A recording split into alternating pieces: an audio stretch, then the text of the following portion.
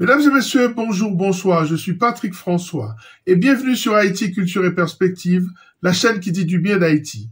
Aujourd'hui, c'est le 18 mai, fête nationale, fête du drapeau haïtien. Vous voyez mon drapeau ici, j'ai toujours mon drapeau haïtien avec moi. Vous me verrez sur le Zócalo à Mexico City avec mon drapeau, vous me verrez à Bruxelles avec mon drapeau, vous me verrez à Madrid avec mon drapeau. J'ai toujours mon drapeau avec moi. Je porte ce pays avec moi. Il est dans mon cœur. Il est en moi. Dans l'émission d'aujourd'hui, je vous parle de la relation entre Haïti et une organisation internationale, les Nations Unies. L'émission d'aujourd'hui s'intitule Haïti et l'ONU. Je t'aime, moi non plus.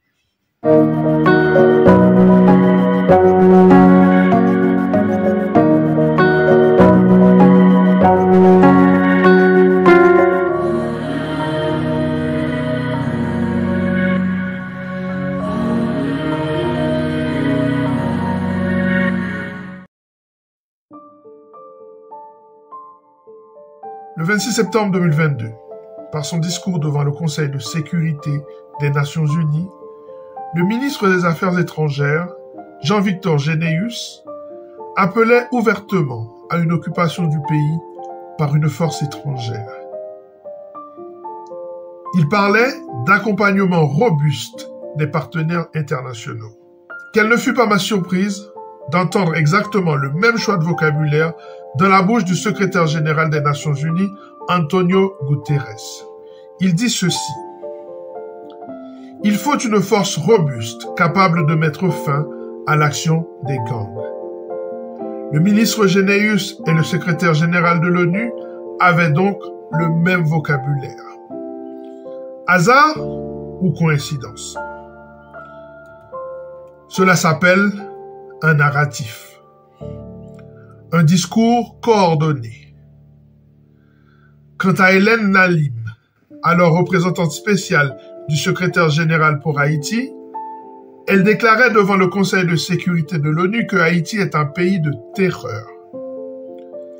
Elle dit ceci: « L'horrible violence qui s'est abattue sur les banlieues de Cité-Soleil, Croix-des-Bouquets et Tabar fin avril et début mai, au cours de laquelle les femmes et les filles ont été particulièrement exposées aux violences sexuelles, n'est qu'un exemple de l'état de terreur dans lequel est plongé le cœur politique et économique d'Haïti. » Après un tel aveu d'impuissance, les pronostics les plus pessimistes vont bon train.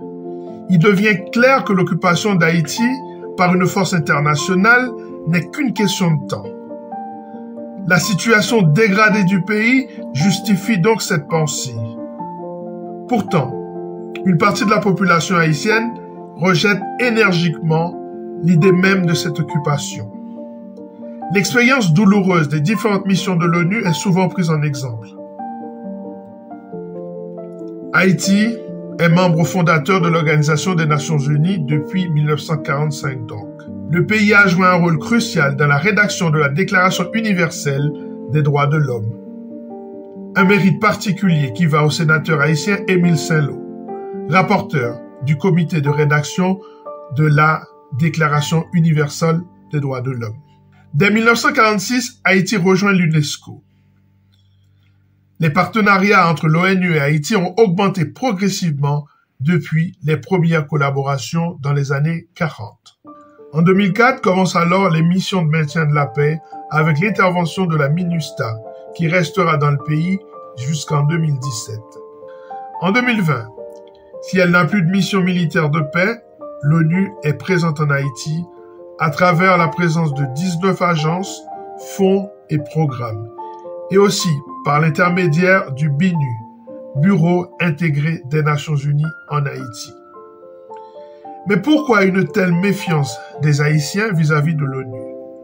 Un rappel historique est nécessaire pour la comprendre.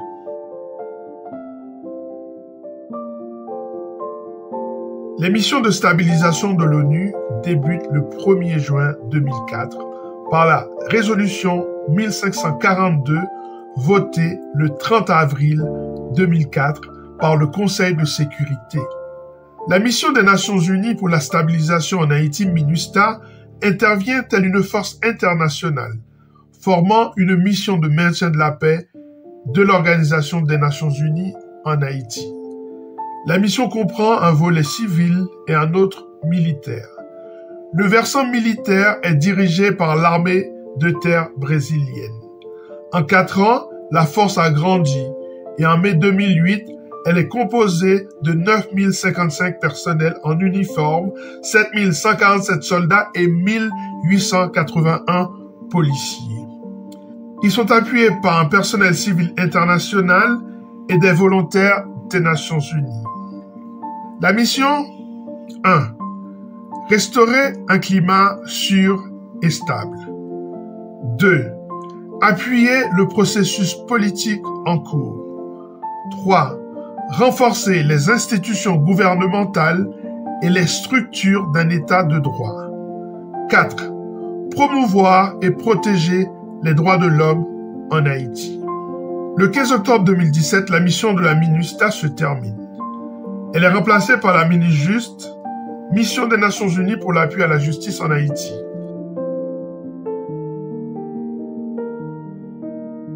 La présence des troupes de l'ONU et de ses bureaux de représentation a été émaillée d'incidents, de preuves d'incompétence, de corruption, de méchanceté, de bavure et même d'actes criminels. En voici quelques-uns. Le témoignage très accusateur du lieutenant-général brésilien Augusto Heleno Ribeiro Pereira, commandant des forces de la MINUSTAH, en est la preuve. En effet, au début de l'année 2005, lors de son témoignage devant une commission du Congrès du Brésil, il dit ceci. « Nous sommes sous une pression extrême de la communauté internationale à recourir à la violence. » Il cite le Canada, la France et les États-Unis comme responsables de cet appel à la répression du secteur populaire haïtien. Au cours de la même année, il est forcé à la démission. Il est alors remplacé par son compatriote le général Urano Teixeira de Mata Paseyara, le 1er septembre 2005. Quelques mois plus tard, ce dernier est retrouvé mort dans sa chambre d'hôtel, dans des conditions douteuses, le 6 janvier 2006. La cause officielle de la mort, une chute d'une chaise sur le balcon de sa chambre d'hôtel. Cette mort suscite des rumeurs. On parle d'une mort par balle. Une autopsie a été pratiquée afin de déterminer la cause exacte du décès et le calibre de l'arme qui l'a tué. Le 12 janvier 2006, l'ONU et le gouvernement brésilien ont annoncé le suicide comme cause officielle de décès.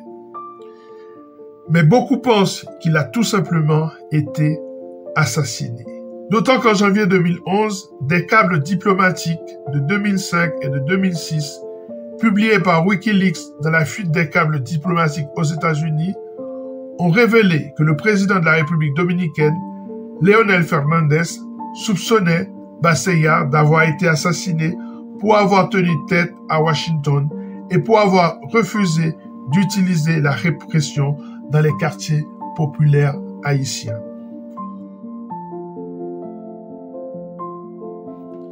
Suite aux déclarations du commandant Pereira, on peut comprendre la violence et les bévues commises dans les quartiers populaires dès le début de la mission. Ce fut notamment le cas du 11 au 21 novembre 2004, dans le quartier de Cité-Soleil. Les casques bleus de l'ONU prennent d'assaut la cité dans une tentative de la contrôler et de mettre fin à l'anarchie. Les massacres sont énormes. Font réagir les organisations indépendantes pour la protection des droits de l'homme qui accusent la MINUSTAH et la police nationale d'Haïti, la PNH, de commettre des atrocités contre les civils. Une enquête sera diligentée qui confirmera les morts civiles. L'ONU insistera sur leur caractère accidentel.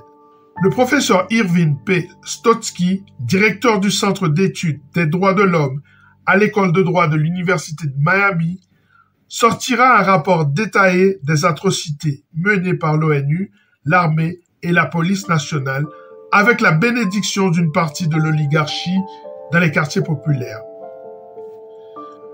Lors d'une descente des forces de l'ONU dans le quartier de Bel Air, le 18 novembre 2004, Plusieurs personnes ont été tuées, parfois des innocents, qui ne faisaient partie d'aucune force hostile, de simples citoyens assis devant leur maison et qui ont perdu la vie. D'autres massacres sont perpétrés sous la supervision des casques bleus, au Bas d'Elma ou encore à la Saline. Amnesty International exprimera également ses préoccupations face à cette violence coordonnée par la MINUSTAH. En 2007, les violences recommencent. Loin d'être une force de maintien de la paix, la mission sera instrumentalisée à des fins de représailles politiques et de lutte de classe.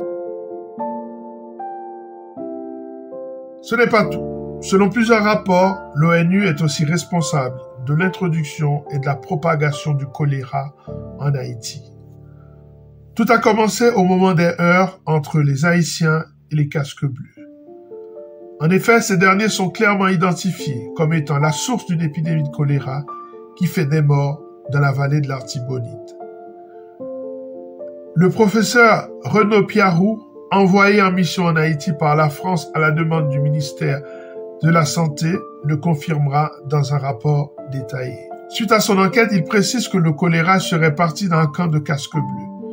Il dit encore « L'explication la plus logique, c'est l'introduction massive de matière fécale dans le fleuve de l'Artibonite en une seule fois. » Il parle donc d'une épidémie importée. Dans un premier temps, afin d'éviter un scandale retentissant d'une institution qui cumule les dysfonctionnements, Ben Ki-moon démentira l'information, ainsi que Ramindra Chetri, porte-parole de l'armée népalaise. Mais devant les preuves accablantes de plusieurs experts, le secrétaire général de l'ONU, Ben Ki-moon, finit par admettre le rôle de son organisation dans l'origine et la propagation de l'épidémie.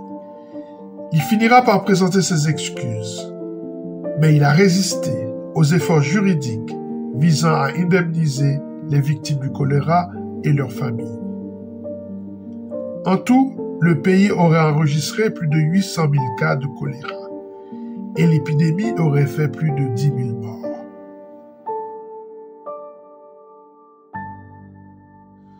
Dans son article publié le 18 décembre 2019, Eliane Pelletier du New York Times parle de nombreux cas d'exploitation sexuelle. Il dit ceci. Des filles aussi jeunes que 11 ans ont été abusées sexuellement et mises enceintes par des soldats de la paix basés en Haïti de 2004 à 2017. Et certaines des femmes ont été laissées dans la misère pour élever seules leurs enfants, selon une étude menée par 2 chercheurs universitaires. Parfois, ils leur donnaient quelques pièces de monnaie en échange de leur confiance. Ces pédophiles et criminels en uniforme viennent de 13 pays, mais surtout d'Uruguay et du Brésil. L'étude met en lumière ce cas particulier de 100 soldats sri-lankais impliqués dans une série de viols en réunion de 9 enfants de 2014 à 2017 qui ont été certes renvoyés par leur mission, mais n'ont jamais été poursuivis. Un groupe d'avocats haïtiens basé à Port-au-Prince a déposé des poursuites en paternité au nom de 10 enfants qui auraient été engendrés par des soldats de la paix.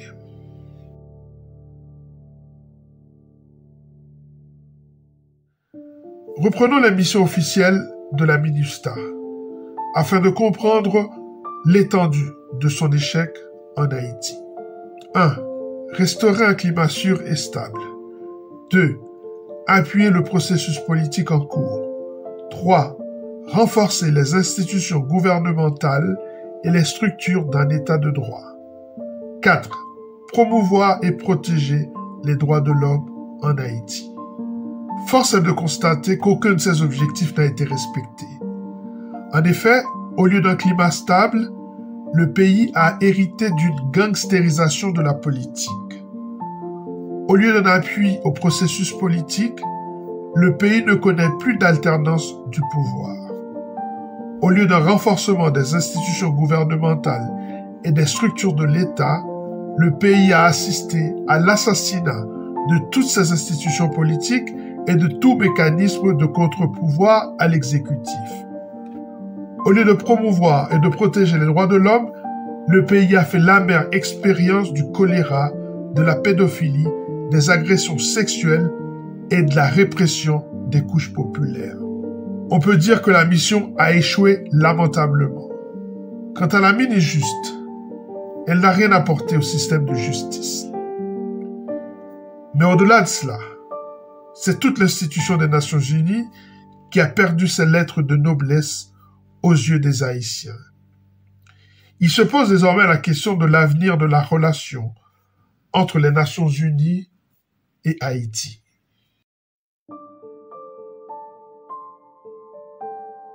Je doute que dans leur volonté internationaliste, tant le président du Marseille estimait que le sénateur Émile Saint-Lô envisageait pareille relation entre Haïti et l'Organisation des Nations Unies. La situation haïtienne est instrumentalisée par deux blocs qui ont d'autres intérêts que le sort des habitants de Martissan ou d'ailleurs, qui n'arrivent pas à quitter leur quartier sans se faire kidnapper ou tuer par les balles des gangs.